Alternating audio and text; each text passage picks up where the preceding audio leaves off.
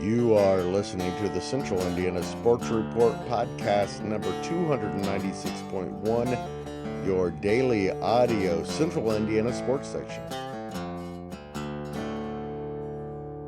Go Pacers. You're listening to the Central Indiana Sports Report with your host, Greg Mengelt. Good morning, good afternoon, or good evening, Central Indiana sports fans. Today is June 15, 2025. It is a Sunday. I'm your host, Greg Mengelt, podcasting today from headquarters in Jeffersonville, Indiana. Producer Susie is in the control room. Coming up, Caitlin's back. Big Game 5 for the Pacers in Oklahoma City on Sunday. Will Power extends his own record. 3 softball state champions were crowned Saturday. Next weekend's baseball state championship games are set. And the Panthers and Oilers play a pivotal Game 5 in the Stanley Cup. Plus Major League Baseball, College World Series, U.S. Open, and U.S. soccer updates. And IU and Louisville look to rekindle a rivalry in basketball in December. Before we get to all that, I'm going to ask you to please go to our YouTube page and subscribe. I was going to say you won't be sorry, but I can't predict the future. You might be sorry, but I really doubt it. In fact, I'm guessing that you will. If you're listening to this podcast right now, you'll probably enjoy that. We're going to start adding video really soon. Just search Central Indiana Sports Report. It is very easy to find. On Sunday, we'll have a baseball semi-state scoreboard show and a softball state championship scoreboard show. Probably late in the day Sunday, possibly even Monday. With no local teams winning championships in either, it doesn't seem quite as urgent. We'll have a couple of Game 5 NBA Finals previews, both Monday because our hosts are both fathers, and obviously they can't do it on Sunday. Look for Mike Rich's Pacers report and John Robertson's NBA Finals report on Monday. Then we will react to Game 5 following the game, and we will preview Game 6 with Mike and John again, and also with Will Rutherford's 5 questions that need answers. Lots and lots of Pacers coverage coming up in the next few days. And by the way, the offseason is coming up for the NBA, and we will not stop talking about it, I promise. I think I become more obsessed with the Pacers in the offseason than I am in the regular season, as strange as that sounds. Plus, we will have a reaction to Sunday night's IndyCar race near St. Louis with Dave Chanley, and we'll have plenty of continued coverage of the Indiana Fever. I think you're just a little anxious to get out there and get playing again. I felt really good. I thought there was a few periods where I felt like a little tired. I asked for a sub there in the second half or in the second quarter, and Steph got me a quick one. But other than that, my legs felt really strong. I felt in good shape, and a lot of that is credit to our medical team. Have kept me in shape, even though I haven't been able to maybe be up and down as much as everybody else. It's just finding other things to do that I can find confidence in. I'm ready to play, and that's certainly how I felt out there. It's certainly not easy to bump the Pacers off of the lead story on the Central Indiana Scoreboard show, but Caitlin Clark and the Indiana Fever certainly did that on Saturday. In her return from an injured thigh, Clark put on a show. She finished with 32 points, 9 assists, 8 rebounds, and tied a career high with 7 3-pointers made. She showed zero rust. Late in the first quarter, she made 3 consecutive 3-pointers that tied the game at 24, then made a 4th early in the second that gave Indiana a 27-26 lead. Clark directing traffic, and then steps back with the 3 over Brianna Stewart. Look at your players clearing out that side of the floor, shooting on Stewie, and then watch the reaction with one another. Stewie's laughing. Caitlin knows it's ridiculous. Audio courtesy of ABC. Combined with the amazing passing, it was quite a show she put on. Clark said as soon as the first one went in, everything else started to fall into place. It felt good.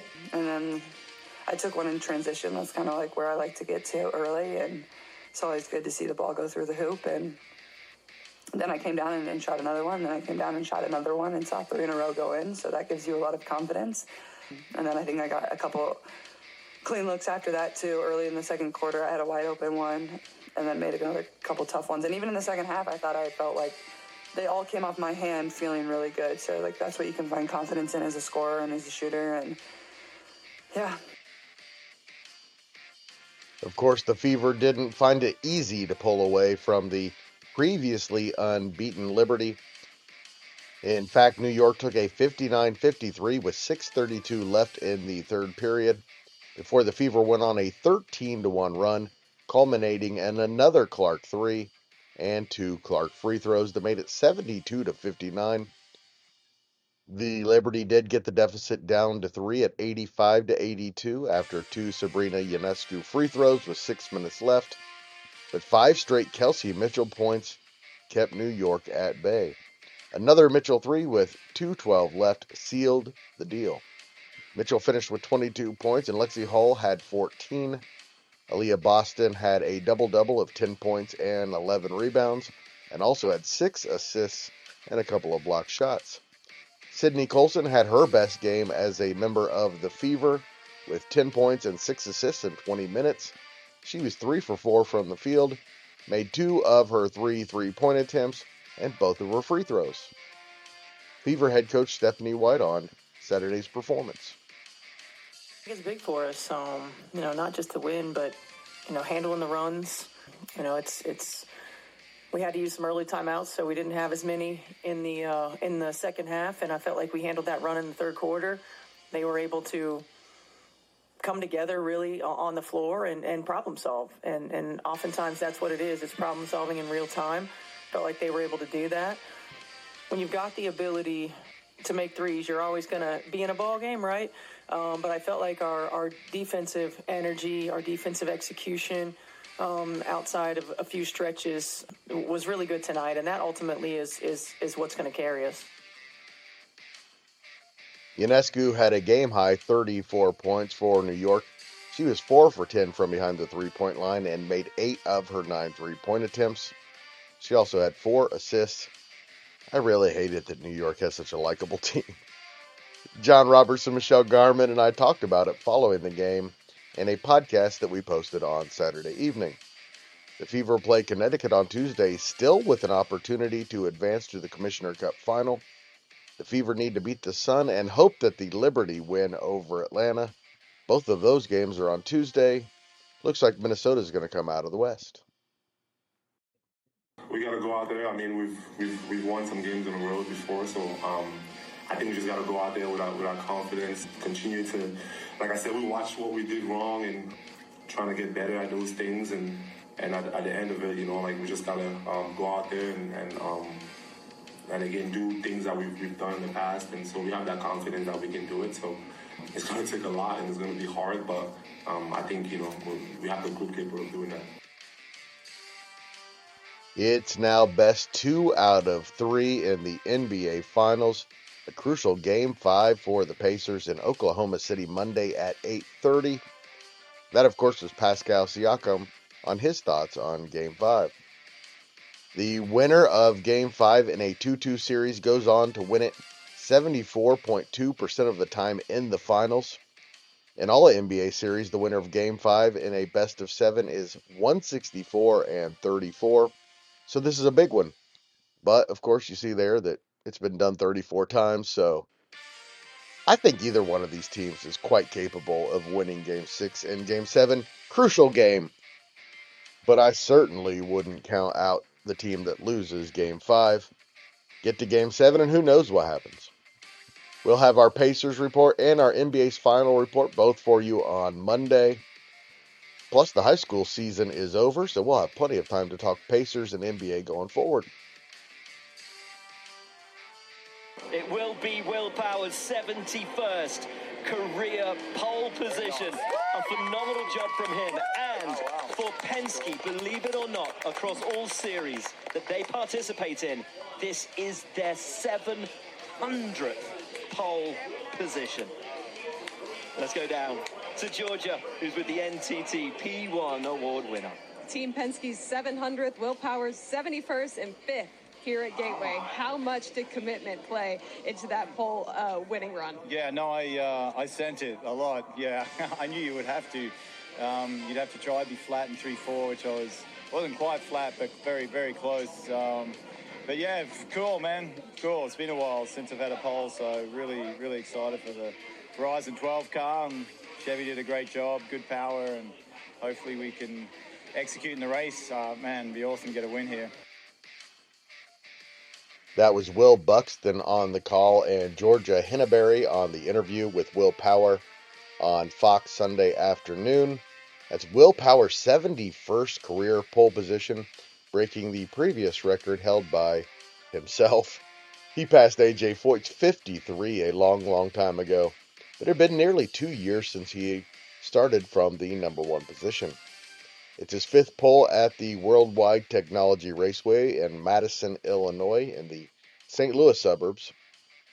It was a front row sweep for Penske with Scott McLaughlin second. It was a great day for Penske Racing, which has had a forgettable season to this point. McLaren's Pato O'Ward and Foyt's David Malukas are on the second row. It may be Joseph Newgarden who's having the roughest year for the Penskes. He was expected to be a championship contender, but is currently 11th in the standings. The defending race champion will start 5th. He's won 4 of the last 5 years at this track. Series leader Alex Palou will start 9th, with Kyle Kirkwood, who's in 3rd place in the standings, 10th. Scott Dixon is 11th. Central Indiana Sports Report favorite Connor Daly will start 15th and is on the inside of row 8. Green flag drive drops at 8 o'clock on Sunday night, a rare Sunday night race. It's the 8th of 17 rounds in the IndyCar season. NASCAR is on the road course in Mexico City at 3 Sunday with Shane Van Gisbergen on pole, with Ryan Preece beside in a 3 o'clock start. Denny Hamlin will miss the race due to the birth of his son.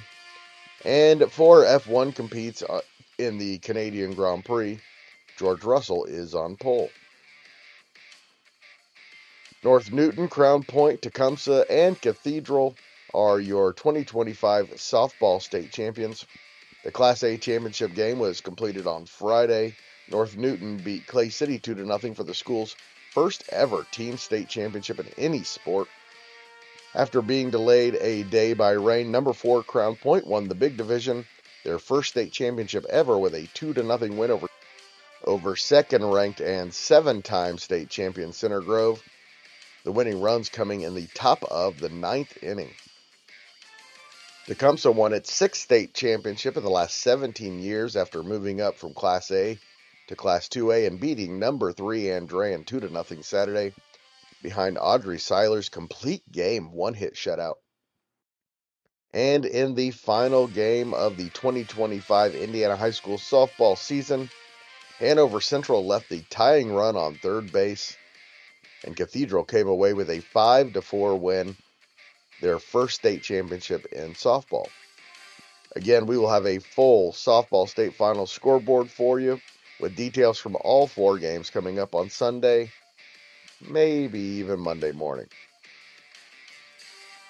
Every single local high school baseball team was eliminated from the tournament Saturday. Wapahani, Clinton Prairie, and Garrett Catholic all made their class's Final Four before being beaten in Saturday night's semi-state championship round. In Lafayette, Clinton Prairie defeated Fort Wayne Canterbury 17-5 behind Kai Jacobs and Jackson Price's 4 hit games. Price tripled and drove in 3 runs. In the championship, though, the Gophers could not solve Count star Billy Miller, who threw a 5-hit shutout to lead the Mustangs into the Class A championship game against 20-10 Indianapolis Lutheran. First pitch for that one is at 4:30 p.m. Friday at Victory Field. In Class 2A at Oak Hill, Wapahani lost 9-2 in the championship game to the Beech Grove Wolves after beating Oak Hill 3-0 in the semifinal round. It'll be 25-6 Boone Grove against 23-7 Evansville Mater Dei. in Saturday's first championship game after the Wildcats beat defending champion Providence 8-0 in the semi-state championship at the University of Evansville. In Class 3A, Guerin Catholic beat New Pal 2-1 as Tate Troxel shut down the Dragons. Then Jasper's Jack Levin shut down Guerin in the championship game, no-hitting the Eagles in a 5-0 victory. It'll be 28-6 Jasper against 30-3 Andrean in the 3A championship game Friday at 8. Andrean defeated Delta 4-2 and Northwood 4-0 to advance. And in Class 4A, Westfield was stunned by upstart Goshen 5-2 in the opener at Kovaleski Stadium in South Bend. The Red Hawks' Cinderella run then came to an end with a 4-1 loss to number 8 Valpo in the championship. It's 25-5 Valpo, playing in its first state championship game ever against 25-8 Evansville North for the Big School State Championship, the final game of the high school baseball 2025 season. Evansville North beat Center Grove 2-1 in the championship game at Mooresville. Again, full scoreboard for you on Sunday or Monday morning. 13 local high school baseball players, 7 on the South and 6 on the North, will participate in the North-South All-Star Game on June 28 and 29 at Loeb Field in Lafayette. LaPel's Kai Newman, New Pal's Rig Muhurin, Zionsville's Braden Shaw, Shenandoah's Colin Ozenbaugh, Carmel's J.D. Stein, and Fisher's Houston Dunn will represent the South. Delta's Zane Klein, Kokomo's Isaac Flamino, Noblesville's Joe Glander, Westfield's Matt Drozlik, Rochester's Tanner Reinertz, and Western's Kyler Norman were named North All-Stars. On the right side of face-off, into West Arena and ahead. Here's Marchand back in with the move to the net. Scores! What a spectacular goal for Brad Marchand. He has done it again. That was Sportsnet Canada's Chris Cuthbert on the call of Brad Marchand's second goal of the night and sixth of the Stanley Cup final in the Florida Panthers' 5-2 win over the host Edmonton Oilers in Game 5 on Saturday. For the second straight game, the reigning Cup champions took an early 3-0 lead. This time, though, there was no comeback for the Oilers. And now the Panthers can take back-to-back Stanley Cups Tuesday at home in Game 6. The Oilers, of course, can force a Game 7 and the series to go back to Edmonton with a win on Tuesday. That game would be Friday. No Canadian team has won the Stanley Cup since 1993. I tried not to laugh at that, but I couldn't help myself. 6 players are within 5 shots of the lead, heading into the final day of the U.S. Open at Oakmont Country Club in the suburbs of Pittsburgh. Sam Burdens takes his second end-of-round lead with a -4 heading into the final 18. Adam Scott and round 1 leader J.J. Spahn are both a shot back, with Norwegian Victor Hoagland 4th at -1. Mexican Carlos Ortiz is even, and Tyrell Hatton and Thriston Lawrence are both 1 over. Scotty Scheffler is 4 over, probably too far back to make a move. Former champions Brooks Koepka, Jordan Spieth, and John Rahm are +5, +6, and +7 respectively. Masters champion Rory McIlroy had another rough day. He is 10 over. Scott and Ortiz both made their moves on Saturday with rounds of 3 under par. The final round begins at 9 a.m. NBC is carrying it. It can also be seen on the Peacock app. Number 6 LSU and number 15 UCLA both got wins in the College World Series in Omaha on Saturday. The Bruins knocked off Cinderella Murray State 6-4 by jumping out to a 6-0 lead and holding on. And LSU's Cade Anderson held number 3 Arkansas to a run on 3 hits in the Tigers' 4-1 win over the rival Razorbacks. I picked the championship to be Louisville and Arkansas both open the World Series with losses. Oh, well. Louisville faces an elimination game at 2 o'clock on Sunday against Arizona. Then it's number 8 Oregon State against number 13 Coastal Carolina with a spot in the Final Four and an inside track on a spot in the championship series. Then Monday it'll be Arkansas against Murray State in an elimination game, and UCLA takes on LSU to see who remains unbeaten in bracket number 2. The entire World Series can be seen on the ESPN network and on ABC. First pitch, golf to left. Perez going way back, and that's going to go. A grand slam for Tyler Stevenson. Ambush Granny, touchdown Stevenson. It is 6-1 Reds. And that was not the end of the onslaught for the Cincinnati Reds, pouring it on in 11-1 victory over the AL Central leading Detroit Tigers. That was Reds Television Network, John Sadak on the call. Before Stevenson's grand slam, his 6th home run of the season, Elly De La Cruz hit his 15th of the year, and Spencer Steer his 5th, and Matt McClain hit his 8th in the 8th inning. The Cubs beat the Pirates 2-1 on Matthew Boyd's gem and Dansby Swanson's 13th home run of the season in the 6th. The Cubs now lead the Brewers by 5.5 and the Cardinals by 6 after St. Louis ended a 6-game losing streak with an 8-5 win in Milwaukee. The Reds are 7 back. The Tigers have a 9-game cushion in the AL Central. Shohei Ohtani homered twice as the Dodgers took the lead in the NL West with an 11-5 win over the Giants, and the Phillies gained another game on the Mets with a 3-2 win over the Blue Jays, and an 8-4 Mets loss to the Rays in Flushing. New York now leads Philly by 3.5 games atop the East. The AL East leading New York Yankees won 4-3 over the Boston Red Sox, and the sizzling Houston Astros beat the Twins 3-2 and has a fairly comfortable lead in the West. The USA men's national soccer team opens the Gold Cup Sunday at 6 o'clock against Trinidad and Tobago in San Jose, and this U.S. team is an absolute mess. They've lost 4 straight, and they haven't been competitive in any of those losses, and their star, Christian Pulisic, is too tired from playing for his club team in Europe to even show up.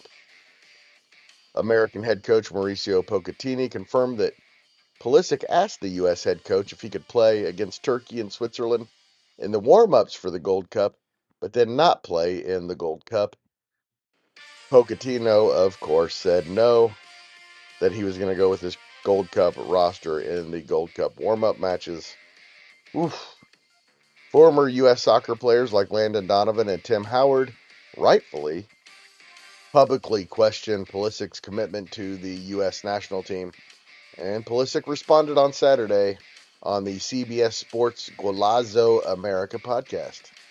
People are always going to have their opinions, but in the end, I'm focused on how can I better myself. What am I going to do for just bettering myself, and also ultimately for the best thing for the team, and that's what I do. And to question, of all things, you can talk about my performances, whatever you want, but to question my commitment, especially towards the national team, in my opinion, that's way out of line. But you know how it is. People forget really quickly, and I'm sure once I'm back with the national team, I hope if I could, once I'm back with the national team, I can play again and score a goal and win a game. It's people will forget all about this quickly. So you know how things go. Ooh. The U.S. should be the favorites in their pool. After Trinidad and Tobago on Sunday, they'll face Saudi Arabia on Thursday and Haiti next Sunday. Seems very winnable, but who knows with this team at this point. The tournament began Saturday in Los Angeles with a 3-2 Mexico win over the Dominican Republic. After the U.S. and Trinidad and Tobago on Sunday, Haiti and Saudi Arabia will play at 8:15, and Costa Rica and Suriname at 11, both in San Diego. By the way, those of you who don't know, the Gold Cup is the North American Championships, including the Caribbean. Saudi Arabia is the one invited team. The pool matches and the quarterfinals are all being played in Texas, California, and Canada. The semifinals will be played in Phoenix and the championship on June 29th in Minneapolis. I guess the east side of this country can go screw itself. Sunday's games can be seen on Fox, and coverage of the Gold Cup is all on Fox, FS1, and FS2. A few news and notes. Sorry, this may be a couple of days old. I think I just forgot to put it in yesterday's. Indiana and Louisville will reignite a basketball rivalry Saturday, December 6th at the Fieldhouse in beautiful downtown Indianapolis. It's part of the CareSource Invitational for Mental Health. It'll be televised on CBS at 2 p.m. It'll be the 23rd all-time meeting between the programs. By the way, it should be 90th. I don't know why they haven't played each other every year forever. Two programs within an hour of each other that have won 8 combined national championships should be playing each other every single year. Anyway, IU leads the all-time series 12-10. Pendleton Heights senior Ava Gerald won the 1600 meters in 4:54.08 at Saturday's Midwest Meet of Champions track and field meet in Fishers. I'm sure we had other local competitors who were successful at the meet, but all day Sunday, livetiming.net was down. Sorry. Hopefully we can get the rest of the results for you on Monday's big show. Westfield defensive lineman Alex Arambulis tweeted Saturday that he's received a scholarship offer from Gannon in Erie, Pennsylvania. Arambulis was all HCC last season for the 12-2 Shamrocks. USC and Texas A&M tied for the men's outdoor track and field national championships at Eugene, Oregon, with Oregon a point behind. What a finish that was. It was not close on the women's side, with the University of Georgia claiming the women's title, their 5th national championship. And the DC Defenders defeated the Michigan Panthers 58-34 in the UFL championship game in St. Louis. Former Ole Miss quarterback Jordan Teamu threw for 390 yards and 5 touchdowns. By the way, I love the idea of a second-level football league during the NFL offseason. What I don't understand is why the league put all its franchises in cities with NFL teams. Why not places like San Diego and Louisville, Memphis, I don't know, Omaha, Wichita, Oakland, San Antonio, or half a dozen other cities in Texas alone? I just don't get it. Y'all should make me the commissioner of all sports. I'd fix it all. That's your daily update. Become a subscriber or follower at Spotify, Apple, Amazon, SoundCloud, or YouTube if you'd like us to continue updating you on a daily basis. Thanks for listening. If you like what you hear, please share this podcast with your friends and family and strangers and enemies, whoever you can. You can help us spread the word about the Central Indiana Sports Report, and we would really appreciate it. And I would think somewhere like Fort Wayne would be better than Houston and Detroit, right? Am I wrong about this? Come on, The Rock.